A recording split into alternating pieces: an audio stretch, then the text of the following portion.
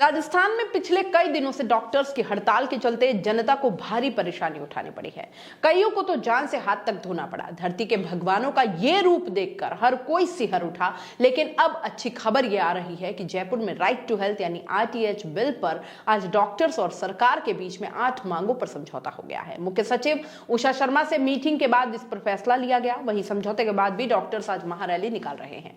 पिछले 10 दिन में डॉक्टर्स का ये दूसरा शक्ति प्रदर्शन है। इससे पहले 27 मार्च को भी बड़ी रैली जयपुर में निकाली गई। संभावना है कि इस रैली के बाद डॉक्टर्स का डेलीगेशन मुख्यमंत्री या मुख्य सचिव से मिलकर अपना आंदोलन खत्म करने का ऐलान कर सकता है। Private hospitals and nursing home society के सेक्रेटरी विजय कपूर बताते हैं कि आज करीब 10:30 बजे डॉक्टरों का एक प्रतिनिधिमंडल सरकार से वार्ता के लिए मुख्य सचिव के निवास पर पहुंचा था। इन 8 बिंदुओं पर समझौता हुआ था जिन्हें जानना हमारे लिए बेहद जरूरी है। पहला, 50 बिस्तरों से कम वाले निजी मल्टी स्पेशलिटी अस्पतालों को RTH से बाहर कर दिया गया है। दूसरा, सभी निजी अस्पतालों की स्थापना सरकार से बिना किसी सुविधा के हुई है और रियायती दर पर बिल्डिंग को भी RTH अधिनियम से बाहर रखा जाएगा। तीसरा, ये अस्पताल RTH के दायरे में आएंगे जिनमें निजी मेडिकल कॉलेज अस्पताल होंगे और PPP मोड पर बने अस्पताल होंगे। सरकार से मुफ्त या रियायती दरों पर जमीन लेने के बाद स्थापित अस्पताल यानी प्रति उनके अनुबंध की शर्तों के अनुसार। अस्पताल जो ट्रस्टों द्वारा चलाए जाते हैं, भूमि और बिल्डिंग के रूप में सरकार द्वारा वित्त पोषित है। राजस्थान के विभिन्न स्थानों पर बने अस्पतालों को कोटा में नियमित करने पर विचार किया जाएगा। आंदोलन के दौरान दर्ज किए गए पुलिस केस और अन्य मामले वापस ले लिए जाएंगे। अस्पतालों के लिए लाइसेंस और अन्य स्वीकृतियों के लिए सिंगल विंडो सिस्टम होगा। फायर NOC नवीनीकरण हर 5 साल में करवाया जाएगा। नियमों में कोई और परिवर्तन यदि कोई हो IMA के 2 प्रतिनिधियों के परामर्श के बाद ही किया जाएगा। चलिए एक बार राइट टू हेल्थ बिल से जुड़े उन सभी सवालों के जवाब जान लेते हैं जो आप जानना चाहते हैं। सबसे पहले, बिल का मकसद क्या था? बिल को हेल्थ सेक्टर में क्रांतिकारी कदम बताया जा रहा है। सरकार की अगर माने तो बिल का मकसद प्रदेश के हर व्यक्ति को हेल्थ का अधिकार मुहैया करवाना है, यानी कि कोई भी व्यक्ति पैसे की वजह से इलाज के लिए परेशान ना हो।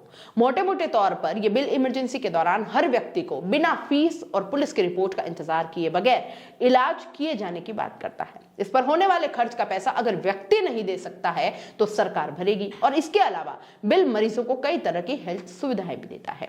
अभी बिल किस स्टेज पर है? तो फिलहाल ये बिल विधानसभा से पारित हुआ है। विधानसभा से पारित होने के बाद ये बिल अब राज्यपाल के पास आया है। बिल राज्यपाल से मंजूरी के बाद एक्ट बन जाएगा और उसके बाद इसके सभी नियम डिफाइन किए जाएंगे और उसके बाद ये प्रदेश में लागू होगा।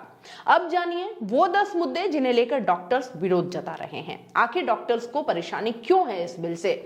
पहला है, इमरजेंसी को डिफाइन कौन करेगा? बिल का मोटे तौर पर विरोध प्राइवेट डॉक्टर्स कर रहे हैं। हालांकि कई मुद्दों को लेकर सरकारी डॉक्टर्स भी ये मानते हैं कि इससे उन्हें दिक्कतें आएगी। बिल को लेकर सबसे बड़ा गतिरोध इमरजेंसी सेवाओं को लेकर है। डॉक्टर्स का ये कहना है कि इमरजेंसी को डिफाइन कौन करेगा? एक मरीज और डॉक्टर के लिए इमरजेंसी का मतलब अलग अलग हो सकता है। डॉक्टर्स का कहना है कि इमरजेंसी में 3 कैटेगरी बनाई गई है। इनमें स्नेक बाइट, पॉइजनिंग और रोड एक्सीडेंट्स आते हैं। डॉक्टर्स का कहना है कि स्नेक बाइट टोटल इमरजेंसी का 1% भी नहीं होता। वहीं जो होते हैं उनमें 95% हार्मलेस होते हैं जिनमें ट्रीटमेंट की जरूरत ही नहीं पड़ती। वहीं रोड एक्सीडेंट को लेकर डॉक्टर्स का यह मानना है कि बिल के अनुसार इमरजेंसी में कोई भी पेशेंट आएगा तो उस समय स्पेशलाइज्ड डॉक्टर वहां हो या ना हो, पेशेंट का इलाज करना ही है, स्टेबलाइज करना है। अगर सुविधा नहीं है तो अपने एम्बुलेंस में पेशेंट को रेफर भी करना पड़ेगा। हर बीमारी के फ्री इलाज का माहौल बनाना भी इसका एक कारण है। डॉक्टर्स कहते हैं कि अभी तो बिल ने कानून की शक्ल भी नहीं ली है। अभी से सरकार के नेता कार्यकर्ताओं ने यह भ्रामक प्रचार करना शुरू कर दिया है कि इस बिल के आने से जनता को सब कुछ शानदार तरीके से मिलने वाला है। कोई भी परेशानी या इमरजेंसी होती है तो आपका अधिकार है कि आप नजदीकी प्राइवेट अस्पताल में जाएं और वहां से ट्रीटमेंट कराकर आप निकल जाएं, बाकी सरकार देख लेगी। हर बीमारी के फ्री इलाज का माहौल बनाया जा रहा है और यह भी कहा जा रहा है कि वहां अगर अस्पताल या डॉक्टर को लेकर कोई भी शिकायत है तो प्राधिकरण में जाइए, आपकी सुनवाई जरूर होगी और पहले 10,000 और फिर 25,000 की पेनल्टी लगाई जाएगी। तीसरा, पेशेंट का गोल्डन आवर तो निकल जाएगा। डॉक्टर कहते हैं कि किसी को चेस्ट पेन हुआ या हार्ट अटैक हुआ तो वह नजदीकी सेंटर पर अप्रोच करेगा। अब वह प्राइवेट अस्पताल अगर इस श्रेणी में नहीं आता है तो बवाल होंगे, झगड़े होंगे, अस्पताल और पेशेंट में बहस होगी और इससे इलाज का गोल्डन आवर जो है वो निकल जाएगा। शुरुआती 2 से 4 घंटे में पेशेंट को सही इलाज नहीं मिलता है तो वो हानिकारक हो सकता है और इससे जान भी जा सकती है। इसके अलावा जरूरी नहीं है कि जिस डेजिग्नेटेड अस्पताल में पहुंचे वहां वो स्पेशलिस्ट डॉक्टर हो। चौथा, स्पेशलिस्ट नहीं तो स्टेबलाइजेशन का खतरा। स्पेशलिस्ट डॉक्टर नहीं होने के बाद यह भी देखना है कि पेशेंट की डेथ ना हो और वो सही सलामत ट्रांसफर करे। अगर कोई प्रेगनेंसी केस हुआ तो नॉन गायनेकोलॉजिस्ट कैसे ट्रीट कर सकता है। इस दौरान अगर पेशेंट को कोई भी दिक्कत होती है तो उसकी जिम्मेदारी डॉक्टर और हॉस्पिटल पर आएगी। पांचवा, इन्फॉर्म कंसेंट कोई अनजान कैसे देगा। डॉक्टर बोलते हैं कि इस बिल में कहा गया कि अगर आप क्वालिफाइड हैं तो पेशेंट का ट्रीटमेंट स्टार्ट करने से पहले इन्फॉर्म्ड कंसेंट लेना होगा। अगर कोई रोड एक्सीडेंट हुआ और उस व्यक्ति को कोई अनजान व्यक्ति सड़क से उठाकर लाता है तो कंसेंट कौन देगा। अनजान व्यक्ति वहां पर इन्फॉर्म्ड कंसेंट कैसे देगा। इस सूरत में इलाज नहीं हो पाएगा, देरी होगी और नतीजा पेशेंट को भुगतना होगा। छठा, आम आदमी बिल पढ़कर नहीं आएगा वहां। डॉक्टर्स का कहना है कि वैसे ही राजस्थान में पेशेंट और डॉक्टर के रिलेशन बेहतर नहीं है। इस बिल से झगड़े बढ़ेंगे, डॉक्टर्स और पेशेंट के बीच दूरियां बढ़ेंगी।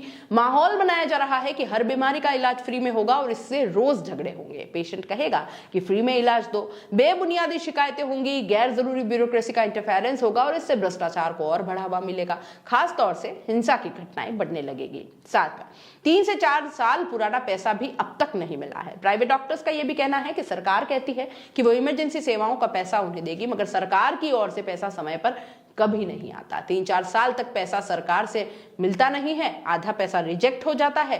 पहले फ्री में इलाज करवा लेते हैं और उसके बाद बिल में आपत्तियां लगाकर आधा रिजेक्ट कर दिया जाता है, जबकि आधा पैसा आने में सालों लग जाते हैं। सातवां, हर पेशेंट को आधा घंटा तो कितने पेशेंट देख पाएगा डॉक्टर। डॉक्टर्स का यह भी कहना है कि बिल में पेशेंट के अधिकार बताए गए हैं। इसमें कहा गया है कि पेशेंट को डॉक्टर एक एक चीज समझाएगा। अगर डॉक्टर ने एक पेशेंट को समझाने में आधा घंटा लगाया तो दिन भर में कितने पेशेंट देख पाएगा। हमारे यहाँ डॉक्टर्स पर वैसे ही पेशेंट का भार होता है। अगर ऐसा नहीं किया गया तो बिल के तहत आप कानूनन मुजरिम हो जाएंगे। सरकारी अस्पतालों में दिक्कतें ज्यादा होगी। आठवां, गैर क्लिनिकल व्यक्ति डॉक्टरी प्रक्रिया कैसे समझेगा। आईएमए राजस्थान के प्रेसिडेंट डॉक्टर सुनील चुग कहते हैं कि शिकायतों और समाधान के लिए एक अथॉरिटी बनाई गई है। ग्रीवेंस कमेटी में एमएलए प्रधान को सदस्य बनाया गया। अगर डॉक्टर के विरुद्ध शिकायत हुई तो कमेटी का कोई भी सदस्य उसके घर क्लिनिक में घुसकर सर्च एंड सीज कर सकता है। अब डॉक्टर को शामिल किया है, मगर अब भी ब्यूरोक्रेट्स को तो रखा ही है।